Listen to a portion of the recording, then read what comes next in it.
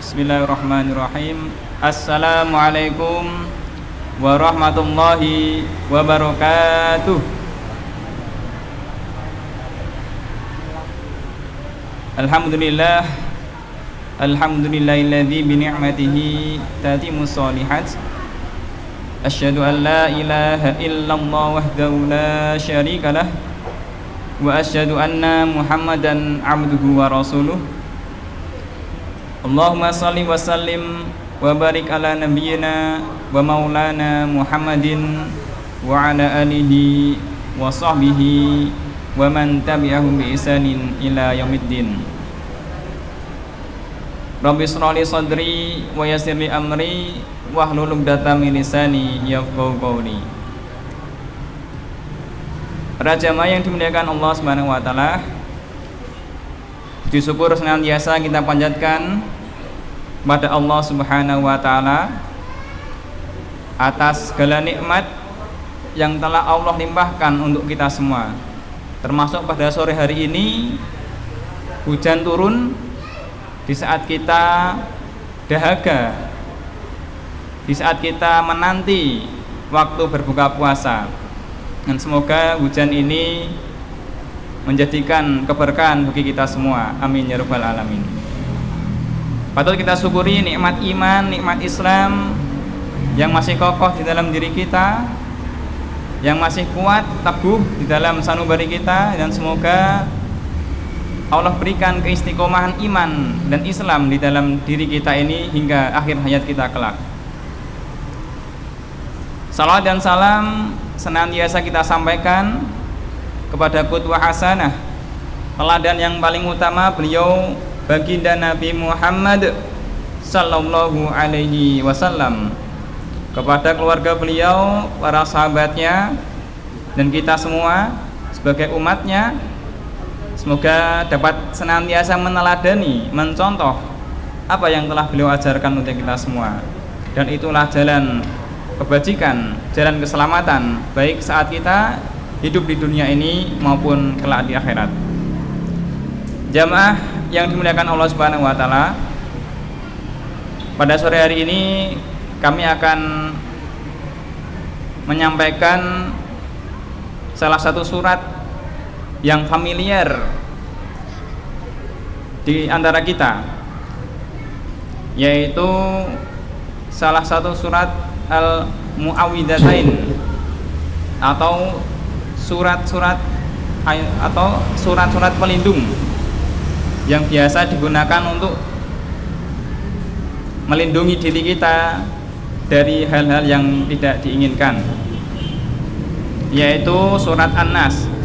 Akan kami sampaikan tafsir surat An-Nas yang disusun oleh beliau Profesor Buya Hamka. Jamaah yang dimuliakan Allah Subhanahu wa taala, tentu kita sudah menghafal surat An-Nas, salah satu surat favorit ya. Anak-anak juga hafal. Mari kita awali pembahasan ini dengan bersama-sama membaca surat An-Nas. A'udzu billahi minasyaitonir rajim. Bismillahirrahmanirrahim. Qul a'udzu birabbin nas, malikin nas, ilahin nas, min syarril waswasil khannas, alladzi yuwaswisu fi sudurin nas, minal jinnati wan nas. Shadaqallahul adzim. Jamaah yang dimuliakan Allah Subhanahu wa taala, surat An-Nas ini adalah surat yang sangat luar biasa khasiatnya. Maka sebagai seorang muslim yang menghafal surat ini, setelah kita menghafal dan sering membacanya, baik saat sholat fardu, sholat sunnah, maupun untuk perlindungan ketika kita sebelum tidur, atau dibaca saat zikir pagi dan petang, maka patut kita pahami juga isi dari surat An-Nas tersebut. Jamaah yang dimuliakan Allah Subhanahu wa taala, bahwasanya kita sebagai seorang manusia tentunya memiliki hubungan. Bila kita sebagai orang beriman, pasti kita memiliki hubungan hablum minallah dan hablum minannas. Hubungan dengan Allah Subhanahu wa taala sebagai Rabb dan hubungan dengan manusia yang lainnya atau berkaitan dengan masalah duniawi. Manusia jika tidak berhubungan dengan Tuhannya dan dengan manusia yang lain, pasti dia tidak akan hidup. Sebagai contoh, ketika ada seseorang yang hidup sendirian, dia hidup sendiri, tidak ada orang di sekitarnya, maka dia akan kesulitan untuk menjalankan kehidupannya sehari-hari. Dia harus mandiri untuk menyiapkan makanannya. Untuk makan nasi dia harus menanam padi sendiri. Untuk mencari lauk dia harus mencari ikan atau lauk yang lainnya sendiri. Berbeda halnya ketika kita berhubungan dengan manusia yang lain. Masing-masing memiliki profesi, masing-masing memiliki pekerjaan yang spesifik sendiri-sendiri. Ada yang bekerja sebagai petani, yang tugasnya menanam tumbuhan, yang mana tumbuhan-tumbuhan atau tanaman-tanaman tadi dimanfaatkan oleh manusia yang lainnya. Ada yang bekerja sebagai nelayan, dia bertugas mencari ikan yang akan dikonsumsi oleh manusia sehingga menjadi energi yang dapat digunakan untuk bekerja, yang dapat digunakan untuk beraktivitas sehari-hari. Maka manusia tidak bisa terlepas dari hubungan dengan manusia yang lainnya. Jamaah yang dimuliakan Allah Subhanahu wa taala, yang berikutnya, hubungan antar manusia dan manusia ini ada dua jenis. Yang pertama, hubungan yang baik dan hubungan yang buruk. Hubungan yang baik antar manusia yaitu ketika hubungan tersebut memiliki nilai-nilai positif, seperti saling mengajak dalam kebaikan, mengajak ibadah, mengajak bekerja sama, bekerja, mencari nafkah yang halal, memberikan informasi-informasi yang baik, dan lain sebagainya. Ada juga hubungan antar manusia yang buruk. Dan bagaimana itu? Jamaah yang dimuliakan Allah Subhanahu wa taala, kita pasti memiliki cita-cita, tujuan, unek-unek atau apa yang patut kita sampaikan atau patut kita kerjakan. Namun terkadang cita-cita kita, pekerjaan kita, aktivitas kita itu terkadang ada yang tidak disukai oleh orang lain, meskipun pekerjaan itu baik. Sebagai contoh, saya sendiri pernah mengalami ketika di lampu merah. Ketika lampu merah, yang baik itu harus berhenti. Benar ya Bapak Ibu? Ketika lampu merah, yang baik harus berhenti. Nah, namun tiba-tiba di belakang saya ada orang yang menyeletuk. Karena apa? Ketika lampu merah, sebenarnya jalanan di depan itu memang lengang. Namun karena saya mematuhi peraturan lalu lintas, maka saya berhenti saat lampu merah. Tiba-tiba di belakang menyeletuk. Lah kosong kok mandek tuh mas. Nah, ini salah satu perilaku yang baik, namun tidak disukai oleh salah satu orang lain. Nah, banyak sekali sebenarnya kasus-kasus yang serupa dengan ini. Maka apa kaitannya dengan surat An-Nas yang akan kami sampaikan ini? Bahwasanya di dalam surat An-Nas, surat ini mengajarkan bagaimana manusia untuk memohon perlindungan pada Allah Subhanahu wa taala dari mara bahaya.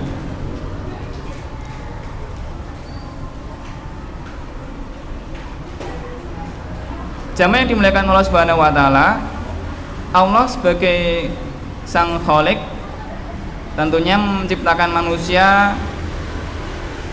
diberi akal, diberi budi pekerti, dan diberi pikiran sehingga dia siap dalam menjalankan kehidupannya sehari-hari.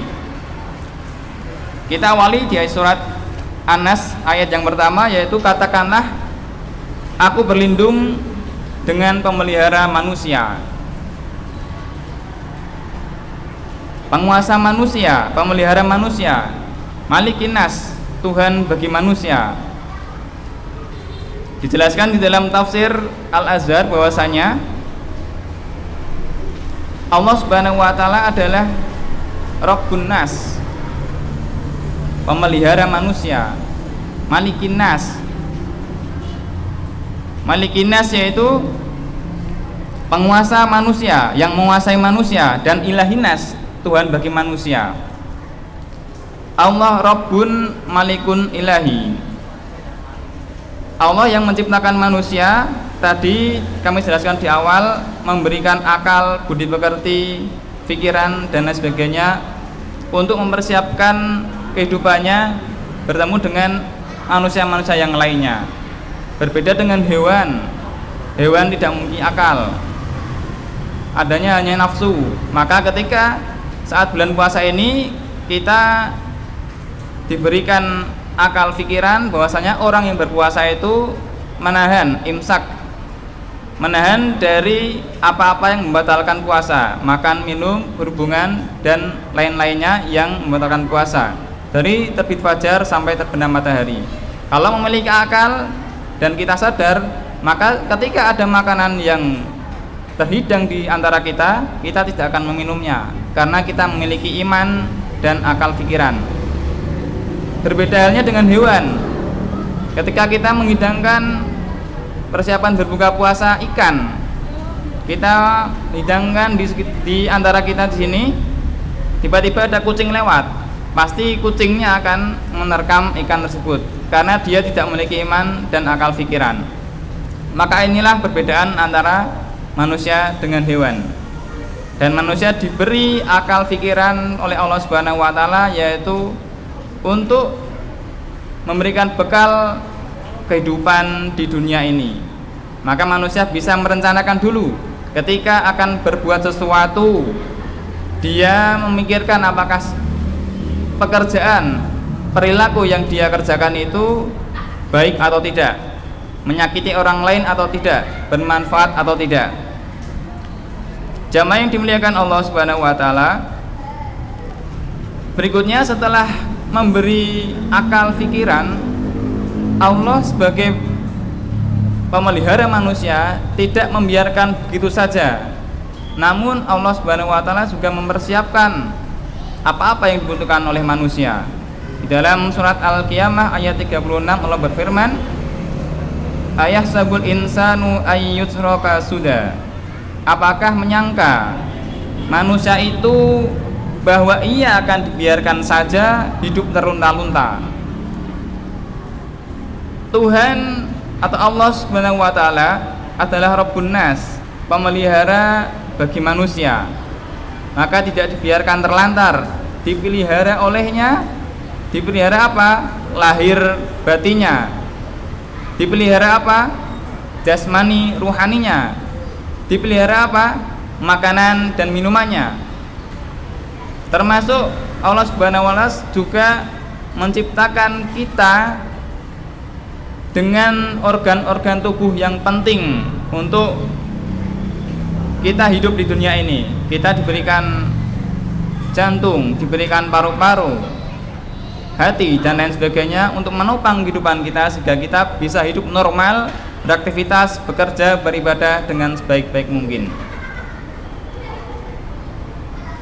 Berikutnya dijelaskan dalam tafsir Al-Azhar bahwasanya dan dia pula adalah Malikun Nas, penguasa dari manusia itu sendiri. Nah, jika Malikun Nas dibaca tanpa manya, maka berarti penguasa dari seluruh manusia. Kalau ma-nya dibaca panjang, ada dua alif di situ atau dua harokat, Malikin Nas, maka berarti yang mempunyai atau yang empunya. Namun secara keseluruhan artinya ketika disebut Malikin Nas atau Malikin Nas, sesungguhnya Allah Subhanahu wa taala itu adalah penguasa manusia dan raja manusia dan yang memiliki manusia. Inilah yang dapat diartikan bahwa Malikin Nas yang tersebut di dalam surat An-Nas ini yaitu penguasa manusia, yang menguasai manusia. Jamaah yang dimuliakan Allah Subhanahu wa taala, maka ketika Allah kita yakini sebagai penguasa manusia, maka kita harus mematuhi apa yang telah Allah Subhanahu wa taala turunkan peraturan-peraturannya, atau yang dapat disebut dengan sunnatullah. Bahwa kita ini adalah manusia yang dipunyai oleh Allah Subhanahu wa taala. Bahkan nyawa kita ini adalah yang punyai Allah Subhanahu wa taala. Memang kita diberikan nyawa saat di dunia ini, namun empunya, hakikatnya yang memiliki adalah Allah Subhanahu wa taala. Di dalam ayat Al-Qur'an dijelaskan bahwasanya ruh itu ruhihi, yang artinya nyawanya Allah, bukan ruhi atau nyawaku. Inilah penegasan bahwa nyawa yang ada di dalam tubuh kita hakikatnya yang memiliki adalah Allah Subhanahu wa taala. Lalu kalau sudah jelas bahwa nyawa kita sendiri bukan kita yang memiliki sendiri, maka apalah yang kita kuasai jamaah yang dimuliakan Allah Subhanahu wa taala? Tidak ada. Semuanya adalah titipan. Maka titipan itulah yang nanti akan dipertanyakan oleh Allah Subhanahu wa taala di hari akhir kelak. Sudah benarkah amanah yang dititipkan oleh Allah ini untuk melakukan ibadah? Sudah benarkah amanah yang dititipkan oleh Allah ini digunakan untuk hal-hal yang baik, tidak bermaksiat dan lain sebagainya? Jamaah dimuliakan Allah Subhanahu wa taala, berikutnya dijelaskan dalam tafsir Al-Azhar ini, maka tidaklah ada artinya ketika mengakui Allah sebagai Rabbun, sebagai pemelihara manusia, namun tidak mengakui yang berikutnya, yaitu bahwa Allah sebagai penguasa atas kita manusia, raja atas kita manusia, yang memiliki atas diri seluruh manusia. Oleh sebab itu, hanya Dia pemelihara dan hanya Dia penguasa, maka hanya Dia pula lah yang ilah, yang berhak disembah, yang berhak dipuja, yang berhak dimintai pertolongan oleh kita manusia yang hidup di dunia ini. Kita perlindungkan diri kita kepada Allah Subhanahu wa taala, Rabb sang pemelihara, penguasa, dan Tuhan atau ilah yang patut kita sembah. Jamaah yang dimuliakan Allah Subhanahu wa taala, setelah 3 ayat kita bahas, berikutnya ayat keempat. Ayat keempat menjelaskan mengenai min syarril waswasil khannas, waswas, yang artinya dari kejahatan bisik-bisikan dari si pengintai yang ulung, atau pengintai yang selalu mengawasi ketika ada peluang dia akan masuk menuju ke sana.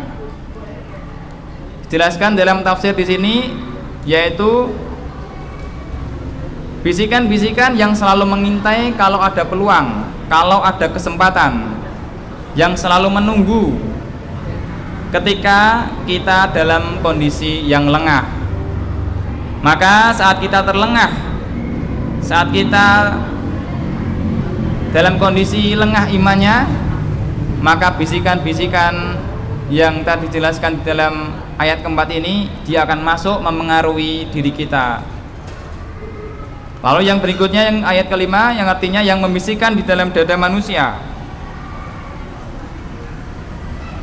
Godaan ini bersifat bisik-bisik, bukan secara terang-terangan. Bisikan ini masuk di dalam dada kita, masuk ke dalam aliran darah kita. Darah berpusat ke jantung, jantung yang terletak dalam dada.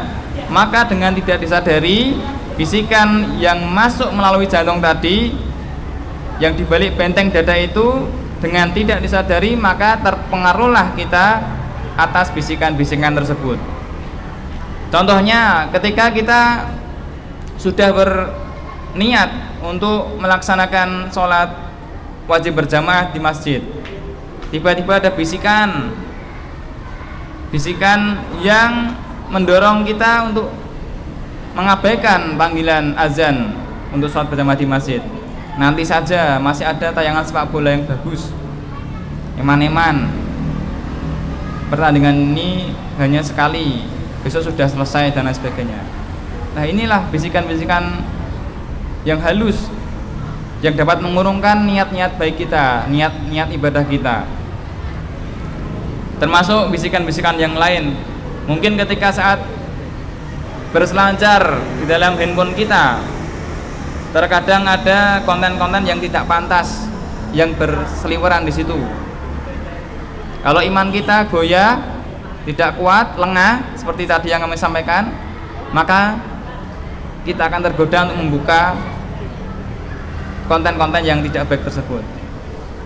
Nah, inilah yang patut kita waspadai, yaitu lengah dari bisikan-bisikan yang menjurus pada perbuatan negatif.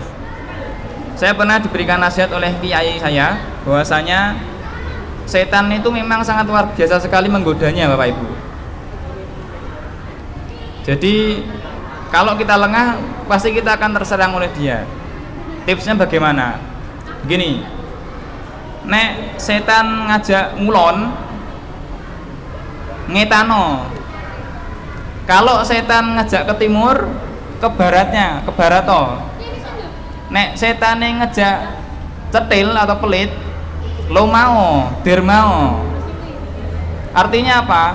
Ketika ada godaan setan yang menjurus ke suatu perbuatan yang tidak baik, maka lawanlah dengan perbuatan yang berseberangan dengan bisikan tersebut. Ketika kita pingin sholat jamaah, sudah berazam kuat ini, kalau dilalah setan kok ngejak tadi nonton sepak bola, langsung kita lawan, kita kuatkan niat kita untuk tetap sholat berjamaah di masjid. Begitu pula amalan-amalan yang lain. Maka tadi tipsnya untuk mencegah godaan setan yang sangat luar biasa tersebut, maka kita lawan dengan berseberangan dengan godaan tersebut. Gampangnya tadi ya, nek setan ngejak ngetan ngulono. Karena apa? Ketika ajakan-ajakan setan itu tidak kita gubris, suwi-suwi setannya bosen, ora gelem ngejak dosa meneh. Gampangnya seperti itu. Ini salah satu tips yang saya dapat dari kiai saya, yaitu ketika ada bisikan-bisikan yang tidak baik yang menyerang diri kita. Jamaah yang dimuliakan Allah Subhanahu wa taala, berikutnya di ayat yang ke-6 bahwasanya bisikan-bisikan tersebut muncul dari siapa?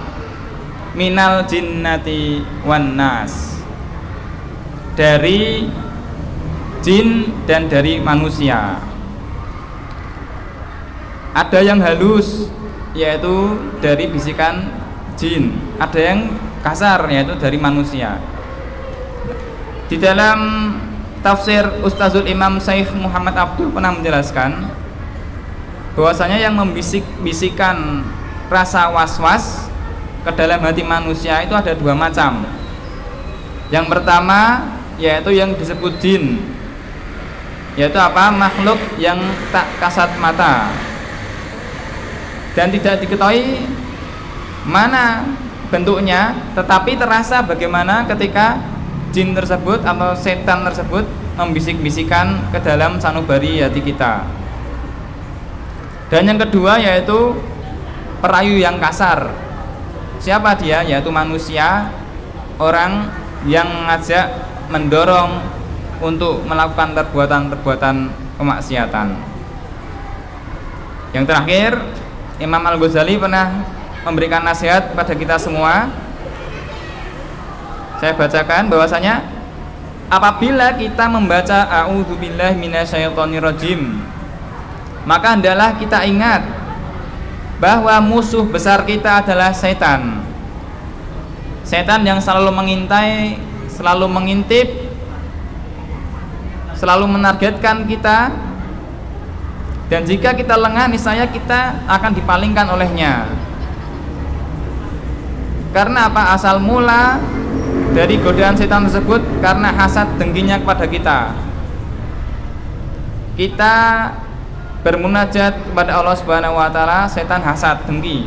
Kita bersujud kepada Allah, setan dengki pada kita. Maka kita bagaimana caranya digoda agar kita lupa kepada Allah Subhanahu wa taala? Maka marilah kita sebagai seorang mukmin jangan sampai lupa bahwa kita memiliki Rabb, memiliki Allah Subhanahu wa taala, Tuhan yang memiliki seluruh alam, yang menguasai segala yang ada di alam semesta ini. Maka patutlah kita untuk bermohon diri agar Allah melindungi kita dari mara bahaya yang senantiasa mengincar kita, yaitu salah satunya yang berasal dari setan yang berbentuk jin maupun manusia. Semoga bermanfaat dari yang sedikit ini untuk kami pribadi dan pada jemaah sekalian. Masih ada waktu beberapa menit untuk menjelang masuknya sholat maghrib. Monggo bisa dimanfaatkan untuk berdoa, karena salah satu waktu mustajab doa adalah ketika kita menunggu berbuka puasa. Sekian, semoga bermanfaat. Mohon maaf bila ada kata-kata yang kurang berkenan dari kami. Nasrun minallah fatun qarib. Wassalamualaikum warahmatullahi wabarakatuh.